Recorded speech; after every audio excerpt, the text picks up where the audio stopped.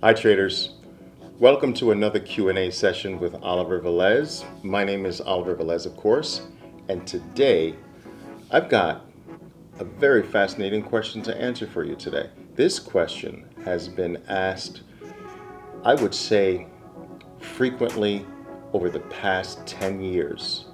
And so without any further ado, we're going to get into it right now. Stay tuned.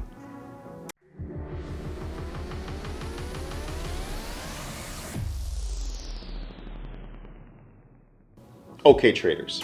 As I mentioned, this question has been asked frequently for many years, but this individual asks recently, Oliver, I know you've been retired for a long while as a trader, and in your retired state, you traded differently than you do today. That's true. But can you explain what it was like when you traded before you were retired? And how does that compare to how you trade today? Now, that's a very good question. And like I said, it's a question that I've been asked very frequently for at least the past 10 years. Now, I want you to understand that I began my professional trading career in December of 1986.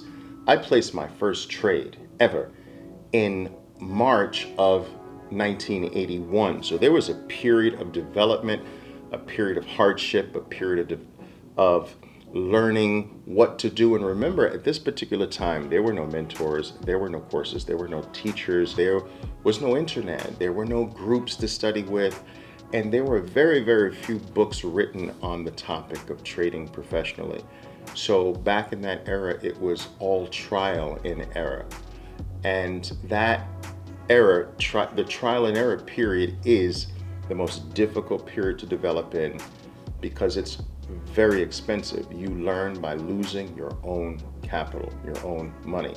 And that's where I was. At the time, the mid to sort of latter part of the 1980s came in, I began to trade professionally. And what does that mean? I traded large amounts of capital for an outside firm. It wasn't my capital. So I started professionally trading with about $20 million. I was responsible for a $20 million account. And I have to say that I did extraordinarily well in my first few years. I came out of the blocks and I produced somewhere over 38% in my first year, and in my second year, even more. I grew as a professional trader to trading an account that was substantially larger than the $20 million. The $20 million account became an $80 million account and then became a $250,000 account.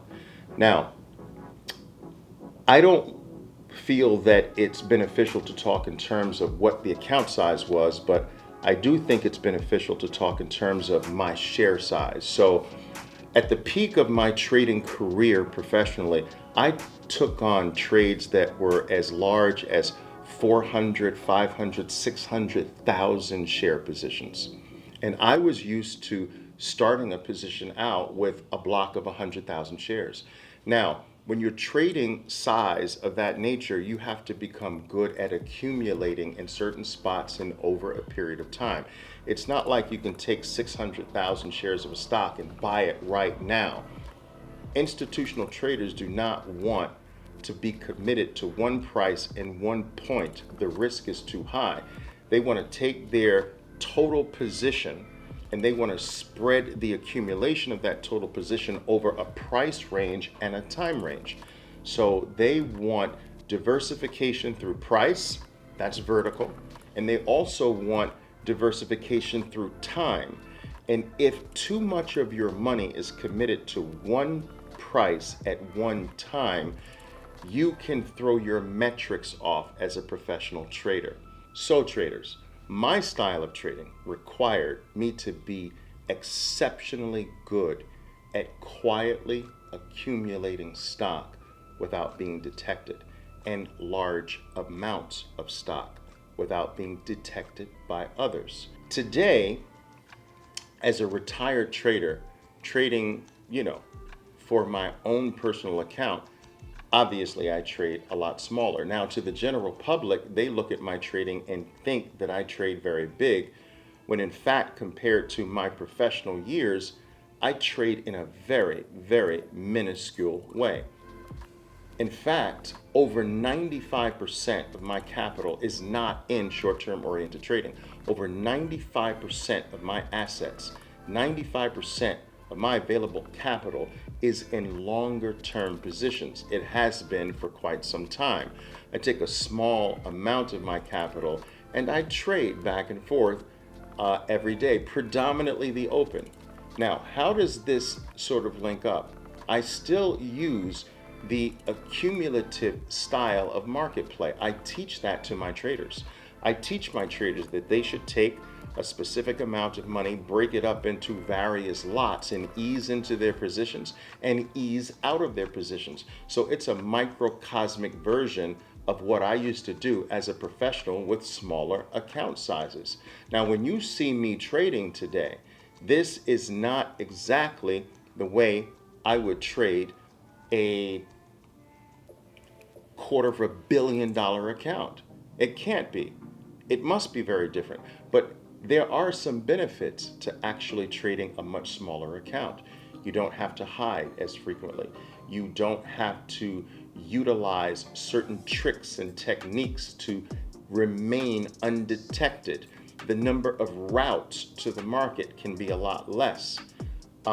Your accuracy can be far more dead on as an individual trader than as an institutional trader with a large amount of capital. You can pinpoint a price where an institutional trader has to pinpoint more or play within more of a range. You can't play a specific price with a big amount of money. You can play a specific price with a smaller amount of money. Now, you can take capital too small where it becomes an impediment, but you can also take capital too big and it becomes an impediment. So anyway, I hope I've somehow touched upon the answer, the correct answer to this individual and many other individuals' question. What's the difference between how I trade now? It's largely the amount of capital. It's largely the amount of share size. My average share size today ranges anywhere between 5 and 15,000 shares a position. That is extraordinarily small compared to what I used to do with 100 to 500,000 shares per position. My duration, the duration of time that I'm exposed to the market, meaning the average time I'm exposed in a trade is anywhere between 8 and 18 minutes. Whereas that before, I could be exposed to a particular play the entire day and maybe even 1.5 to 3 days. So different in that respect. The strategy is not as different as the size. And of course, the profits. Again, the vast majority of my capital is working in a completely different way. This is what I do for my traders. This is what I do for my daily life, my retirement style of trading. And I use my retirement style of trading to actually show the regular individual on Main Street what's possible for them. And I think that's very important. If I were here showing how to operate with $100 million or $50 million or even $10 million, that would not really be helpful or beneficial to the average person here. But I'm not interested in helping that individual anymore. I did that for many years. I've taught some of the best traders on Wall Street my strategies, my tactics, but I'm dedicated to bringing Wall Street to Main Street. And so it is a very, very good thing that I show my retirement style of trading to the world, because that's far more reachable to your average individual than my institutional form of trading. So there you have it, guys. Another trading question in the bag. Thank you very much. I want to thank you for all being here. If you found this answer helpful, I need you to make sure you smash that like button. If you didn't, then smash the like button 10 times. I don't care. Anyway, thanks for being here, guys. Subscribe to the channel. I don't want you to miss a single thing. I'm coming out practically every single day with a valuable piece of content. You, each day, each week, can grow your level of market sophistication right here. The very best, the most dynamic, the most powerful trading YouTube channel.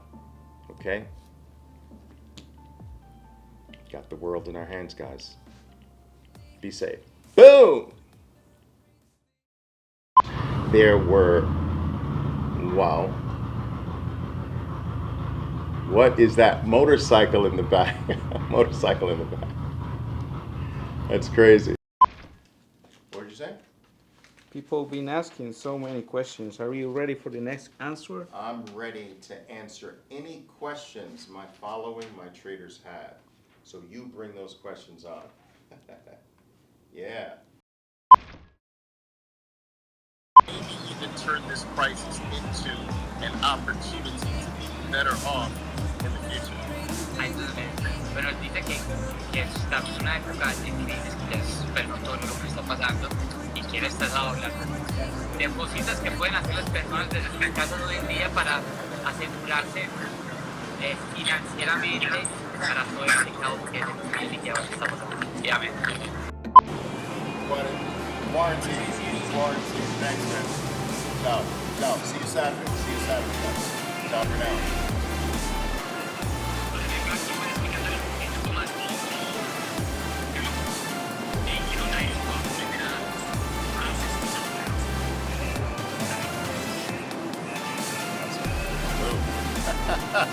That's awesome. Awesome. Always at work.